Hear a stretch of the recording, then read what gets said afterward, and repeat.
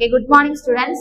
അപ്പൊ ഇനി നമ്മൾ നോക്കാൻ പോകുന്നത് പ്രോഡക്റ്റ് ഡിസൈനിങ് ആൻഡ് ഇന്നോവേഷൻ. അതായത് ഒരു പ്രൊഡക്റ്റ് ഇപ്പൊ നമ്മൾ ഇത്രയും നേരം നമ്മൾ കൺസ്യൂമേഴ്സിന്റെ കാര്യങ്ങൾ പഠിച്ചു.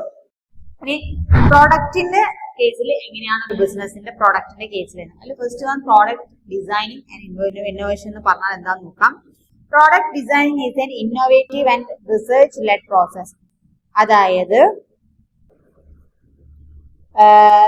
ഇതെന്ന് പറഞ്ഞാൽ it well thought plan or process to build a world class product. Innovation adds features to the process.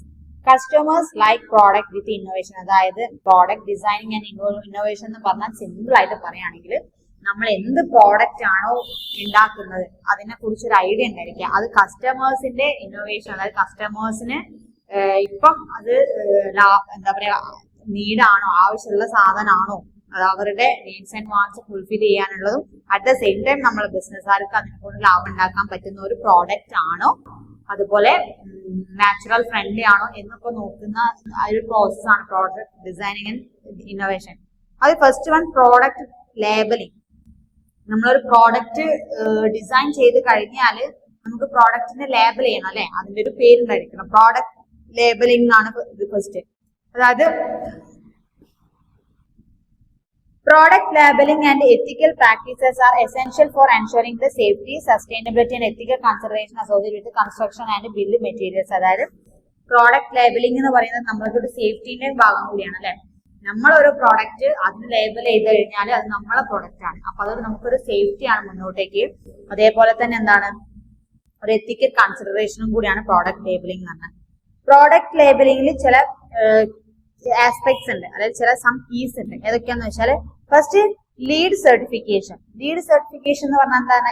Lead means LEED is a body called lead എന്ന് പറഞ്ഞാൽ leadership in energy and എൻവയോൺമെന്റൽ design. Leadership in energy and എൻവയോൺമെന്റൽ design, അതാണ് lead എന്ന് പറഞ്ഞാൽ. അത് ആ ഒരു certification അല്ലെങ്കിൽ പാലിച്ചിട്ടുള്ളതായിരിക്കണം നമ്മളെ പ്രോഡക്റ്റ് ലേബലിംഗ് എന്ന് പറയുന്നത്. It is a certification signs that the product should be designed and manufactured to meet high quality and safety standards. അപ്പൊ അത് ആ ഒരു സർട്ടിഫിക്കേഷൻ ഉണ്ടെങ്കിൽ ആ പ്രോഡക്റ്റ് എന്താ പറയാ സേഫ്റ്റി ആയിരിക്കും, high quality and safety product ആയിരിക്കും നമ്മൾ പ്രൊഡ്യൂസ് ചെയ്യുന്നതെന്നാണ്.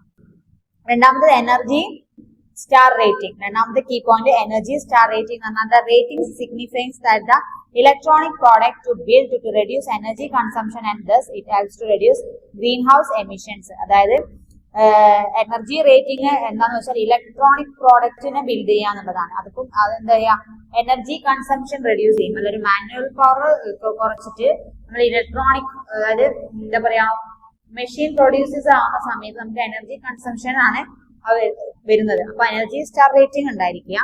ദെൻ റീസൈക്കിൾഡ് പ്രോഡക്റ്റ്, അതായത് പ്രോഡക്റ്റ് നമ്മൾ പ്രൊഡ്യൂസ് ചെയ്യുന്ന പ്രോഡക്റ്റിന് എന്ത് ചെയ്യണം, റീസൈക്കിൾ ചെയ്യാൻ പറ്റണം. അതായത് എക്കോണമിക്കൽ ഫ്രണ്ട്ലി ആയിരിക്കണം നമ്മൾ പറഞ്ഞല്ലോ. അപ്പം റീയൂസ്, റീസൈക്കിൾ അങ്ങനെയൊക്കെ പഠിച്ചിട്ടുണ്ടല്ലോ നമ്മള്.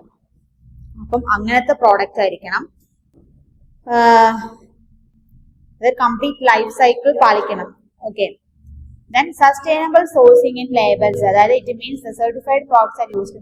അതായത് സസ്റ്റൈനബിൾ സോഴ്സിംഗ് ലേബൽസ് എന്നാൽ നമ്മൾ ഉപയോഗിക്കുന്ന ലേബൽ എന്തായിരിക്കണം, സർട്ടിഫൈഡ് ആയിരിക്കണം. ചുമ്മാ ലേബൽ ഇടല്ല, നമ്മൾ പറഞ്ഞല്ലോ ലീഡ് സർട്ടിഫിക്കറ്റ്, അതേപോലെ ഗവൺമെന്റ് അംഗീകൃത ആയിട്ടുള്ള സർട്ടിഫിക്കറ്റ് കാര്യങ്ങളൊക്കെ അല്ലെ സർട്ടിഫൈഡ് ആയിട്ടുള്ള പ്രോഡക്റ്റ് ആയിരിക്കണം നമ്മൾ വിൽക്കുന്നത്. Then certification of fair trade ആയിരിക്കണം. ട്രാൻസ്പെറൻസി ഉണ്ടായിരിക്കണം. എഫിഷ്യൻസി ഇൻ സർട്ടിഫിക്കേഷൻസ് ഉണ്ടായിരിക്കണം. സ്റ്റാൻഡേർഡ് ഓഫ് സേഫ്റ്റി ഉണ്ടായിരിക്കണം ആ പ്രോഡക്റ്റിന്. ലേബൽ ഓഫ് ലോക്കൽ സോഴ്സിംഗ്, അതായത് എന്താണ്, every country has some norms and social responsibility. Company as the government source of raw materials locally. Label of the product must be clear cut details about the such sourcing. അതായത് നമ്മൾ ആ ഒരു product ഉണ്ടാക്കാൻ എന്തൊക്കെ sources ഉപയോഗിച്ചിട്ടുണ്ട് എന്നുള്ളതും എന്തൊക്കെ materials ആണ് നമ്മൾ അതിന് യൂസ് ചെയ്തിട്ടുള്ളതും ഒക്കെ നമ്മൾ ആ പ്രോഡക്റ്റിന്റെ മുകളിൽ ഡിസ്ക്രൈബ് ചെയ്ത് നമ്മൾ കാണല്ലേ പ്രോഡക്റ്റ് വാങ്ങുമ്പോൾ അതിന്റെ മുകളിൽ അതിൽ എന്തൊക്കെ ഇൻഗ്രീഡിയൻസ് ഉണ്ട് എന്നുള്ള കാര്യങ്ങളൊക്കെ. അപ്പൊ അങ്ങനെ ലേബൽ ഓഫ് സോഴ്സിംഗ് ഉണ്ടായിരിക്കണം. ഡ്യൂറബിലിറ്റി ഓഫ് പ്രോഡക്റ്റ്, എത്ര കാലത്തേക്ക് ഉപയോഗിക്കാന്നുള്ളത്, അതിന്റെ മുകളിൽ പീരീഡ് ഓഫ് ടൈം, അതായത് നമ്മുടെ എക്സ്പയറി ഡേറ്റ് കാര്യങ്ങൾ ഉണ്ടായിരിക്കണം. End life of the disposal information ഉണ്ടായിരിക്കണം. തേർഡ് പാർട്ടി വെരിഫിക്കേഷൻ, ISI മുദ്ര ഉള്ളതാണോ നോക്കല്ല, ISI തേർഡ് പാർട്ടി വെരിഫിക്കേഷൻ ഉണ്ടായിരിക്കണം. അപ്പൊ അത്രയും കാര്യങ്ങൾ ഉണ്ടെങ്കിൽ പ്രോഡക്റ്റ് ലേബലിംഗ് എന്ന് പറയാം. പ്രോഡക്റ്റ് ലേബലിംഗിന്റെ കീ പോയിന്റ്സ് ആണ്. അപ്പൊ ഇത്രയും കീ പോയിന്റ്സ് പാലിച്ചാലാണ് ഒരു പ്രോഡക്റ്റ് കറക്റ്റ് ആയിട്ട് ലേബൽ ചെയ്തിട്ട് നമുക്ക് എന്താ ചെയ്യാം വിപണിയിലേക്ക് ഇറക്കാൻ പറ്റുള്ളൂ. Then second one product safety and quality control എന്ന് വെച്ചാൽ എന്താ, പ്രോഡക്റ്റിന്റെ സേഫ്റ്റി അതിന്റെ ക്വാളിറ്റി എങ്ങനെയായിരിക്കണം, ട്രാൻസ്പെറൻസി ഇൻ ദ പ്രോസസ് അല്ലെ, നമ്മൾ പറഞ്ഞ പോലെ ട്രാൻസ്പെറന്റ് ആയിരിക്കണം. ഒരു പ്രോഡക്റ്റ് പ്രൊഡ്യൂസ് ചെയ്യുന്ന സമയത്ത് അതിന്റെ എല്ലാ കാര്യങ്ങളും കൺസ്യൂമേഴ്സ് അറിയണമെന്നുണ്ടെങ്കിൽ അവർ ട്രാൻസ്പെറന്റ് ആയിരിക്കണം. നമ്മൾ ഒരു ഫേക്ക് ആയിട്ടുള്ള ഒരു രീതിയിലായിരിക്കും ഒരു പ്രോഡക്റ്റിന്റെ മേക്കിങ്ങും ഡിസൈനിങ്ങും ഒക്കെ ഉണ്ടായിരിക്കേണ്ടത്. അപ്പം ട്രാൻസ്പെറൻസി ഉണ്ടായിരിക്കണം. ഇൻഡസ്ട്രി കംപ്ലയൻസ് വിത്ത് റെഗുലേഷൻസ്, അതായത് റെഗുലേറ്ററി ബോഡീസിന്റെ കംപ്ലയൻസ് ഡോക്യുമെന്റ്സ് ഒക്കെ, അതായത് അവരുടെ ഫ്രെയിം വർക്കിന്റെ ഉള്ളിൽ നിന്നിട്ടായിരിക്കണം നമ്മൾ ഒരു പ്രോഡക്റ്റ് ഡിസൈൻ ചെയ്തിരിക്കുന്നത്. പ്രോഡക്റ്റ് ടെസ്റ്റിംഗ് സർട്ടിഫിക്കേഷൻ ക്ലാരിറ്റി, നമ്മളൊരു പ്രോഡക്റ്റ് ഉണ്ടാക്കി കഴിഞ്ഞാൽ അത് ഫസ്റ്റ് നമ്മൾ ടെസ്റ്റ് ചെയ്ത് വെക്കണം. അതിന്റെ ക്ലാരിറ്റി ടെസ്റ്റ് ചെയ്തിട്ട് അതിന്റെ സർട്ടിഫിക്കേഷൻ ഉണ്ടായിരിക്കണം. Then consumer education and safety guidelines കൊടുത്തിരിക്കണം. Responsibility in sourcing raw materials, നമ്മൾ എവിടുന്നൊക്കെ റോ മെറ്റീരിയൽസ് പർച്ചേസ് ചെയ്തു എന്നുള്ള കാര്യങ്ങളിൽ ആ കമ്പനി എന്തായിരിക്കും റെസ്പോൺസിബിൾ ആണെന്നോ, നമ്മൾ കൺസ്യൂമർ ആവശ്യപ്പെടുന്ന സമയത്ത് അല്ലെങ്കിൽ എന്തെങ്കിലും ഇഷ്യൂസ് ഉണ്ടാകുന്ന സമയത്ത് അവരാവശ്യപ്പെടുമ്പോഴും അതിന്റെ റോ മെറ്റീരിയൽസിന്റെ ഡീറ്റെയിൽസും കാര്യങ്ങളും പ്രൊഡ്യൂസ് ചെയ്യാനുള്ളത് നിർബന്ധമായിട്ടുള്ള കാര്യമാണ്. Then continuous improvement in system and process, അതായത് ഓരോ സിസ്റ്റം അതിന്റെ പ്രോസസ്സ് പ്രോഡക്റ്റിന്റെ ഓരോരോ പ്രോസസ്സിൽ നമ്മൾ കണ്ടിന്യൂസ് ആയിട്ടുള്ള ഇംപ്രൂവ്മെന്റ് കാണിച്ചിരിക്കണം. Employees whistleblower policy and protection ഉണ്ടായിരിക്കണം. റീകോൾ ആൻഡ് റെസ്പോൺസ് ഉണ്ടായിരിക്കണം. മാർക്കറ്റിംഗ് ആൻഡ് അഡ്വർടൈസിംഗ് എത്തിക്കലി ആയിരിക്കണം. Ethical supply chain management keep ചെയ്തിരിക്കണം. കുറേ പോയിന്റ്സ് ഉണ്ട്, ഇതൊരു എസ് എ ടൈപ്പ് ആയിട്ട് വരും. നിങ്ങൾക്ക് തന്നെ പോയിന്റ്സ് നോക്കുക, അത് ഇല്ലാബറേറ്റ് ചെയ്ത് എഴുതാൻ പറ്റുന്ന കാര്യങ്ങൾ. നമുക്ക് അതൊക്കെ നമ്മൾ ഡേ ടു ഡേ ലൈഫിൽ കാണുന്നതും യൂസ് ചെയ്യുന്നതും കാര്യങ്ങളെ കുറിച്ചാണ്. അപ്പൊ നമ്മളൊരു കൺസ്യൂമർ ആണെന്നുണ്ടെങ്കിൽ നമുക്കൊരു പ്രോഡക്റ്റോ ഒരു സാധനം വാങ്ങേണ്ട എന്തൊക്കെ ഉണ്ട് അറിയണം എന്നുള്ള കാര്യങ്ങളുണ്ട്. അതൊക്കെ തന്നെയാണ് ഇതിൽ നമ്മൾ പറയുന്നത്. എൻവയോൺമെന്റൽ സസ്റ്റൈനബിലിറ്റി ഉണ്ടായിരിക്കണം. എംപ്ലോയി അക്കൗണ്ടബിൾ ആയിരിക്കണം. സ്റ്റേക്ക് ഹോൾഡേഴ്സ് എൻഗേജ്മെന്റ് ഉണ്ടായിരിക്കണം. Right ethical research and development. Implement third party audits. Social responsibility in business. അപ്പൊ ഇത്രയും കാര്യങ്ങളാണ് എന്തിലുള്ളത്, product safety and quality control. ഇത്രയും പോയിന്റ്സ് പാലിച്ചാലാണ് ആ പ്രോഡക്റ്റ് നമുക്ക് സേഫ് ആണ്, ക്വാളിറ്റി ഉള്ള പ്രോഡക്റ്റ് ആയിട്ട് നമുക്ക് എന്ത് ചെയ്യാൻ പറ്റുള്ളൂ, മെൻഷൻ ചെയ്തിട്ട് പ്രോഡക്റ്റ് ആണെന്ന് പറയാൻ പറ്റുള്ളൂ. Then sustainable materials. Sustainable materials എന്ന് പറഞ്ഞാൽ എന്താ, അടുത്തൊരു പോയിന്റ് ആണ് സസ്റ്റൈനബിൾ മെറ്റീരിയൽസ് എന്ന് വെച്ചാൽ എന്താണ്, sustainable materials to protect the environment and build social responsibility is also changed to the companies.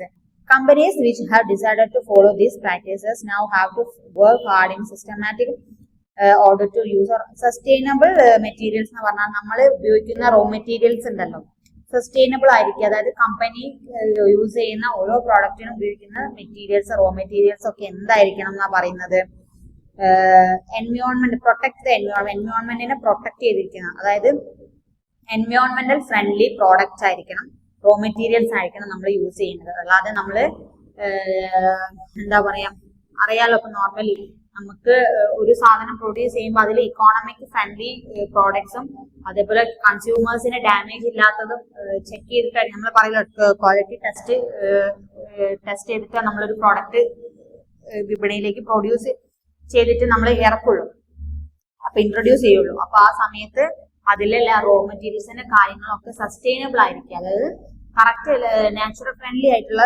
സാധനങ്ങളായിരിക്കണം. Okay, അതാണ് സസ്റ്റൈനബിൾ മെറ്റീരിയൽസ് കൊണ്ട് ഉദ്ദേശിക്കുന്നത്.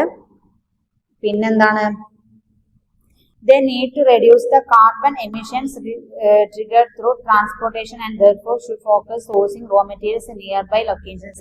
അതേപോലെ ഒരു പ്രോഡക്റ്റിനെ നമ്മൾ പ്രൊഡ്യൂസ് ചെയ്യുമ്പോൾ അധികവും നമ്മൾ ഒരുപാട് ദൂരേന്ന് പോയിട്ട് റോ മെറ്റീരിയൽസ് കസ്റ്റമൈസ് ചെയ്ത് വാങ്ങാതെ നമുക്കൊരു നിയറസ്റ്റ് ലൊക്കേഷനിലൊക്കെ കിട്ടുന്ന അവൈലബിൾ ആയിട്ടുള്ള കാര്യങ്ങളൊക്കെ ഉപയോഗിച്ചിട്ട് നമ്മളൊരു പ്രോഡക്റ്റ് സസ്റ്റൈനബിൾ മെറ്റീരിയൽസ് ആയിട്ട് നമ്മളൊരു പ്രോഡക്റ്റ് ഇൻട്രൊഡ്യൂസ് ചെയ്യുക എന്നുള്ളതാണ്.